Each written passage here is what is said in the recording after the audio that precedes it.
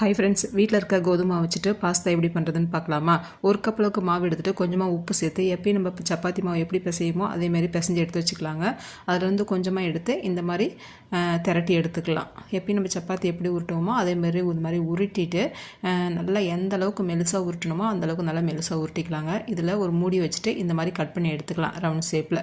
நான் வந்து பெப்பர் டப்பாவோட மூடி எடுத்து கட் பண்ணியிருக்கேன். வீட்டில் இந்த மாதிரி எந்த ஷேப்பில் இருக்கோ நீங்கள் கட் பண்ணி எடுத்துக்கோங்க. பாஸ்தா ஷேப் வர்றதுக்கு இந்த மாதிரி 2 சைடு இந்த மாதிரி ஒட்டிட்டு திரும்ப நடுவில் கை வச்சு இந்த மாதிரி ஒட்டிட்டோம்னா பாஸ்தா ஷேப் வந்துடுங்க. ரொம்ப ஈஸியாக செஞ்சிடலாம். இதேமாரி எல்லாமே செஞ்சு எடுத்து வச்சுக்கலாம். நல்லா கொதிக்கிற தண்ணியில் நம்ம செஞ்சு வச்சுருக்க பாஸ்தா போட்டு ஒரு 5 நிமிஷம் நல்லா வேக வச்சு நல்லா தண்ணியை ஸ்ட்ரைன் பண்ணிவிட்டு நார்மல் தண்ணியை மேலே ஊற்றி விட்டு எடுத்து ஸ்ட்ரைன் பண்ணி எடுத்து வச்சுக்கலாம்.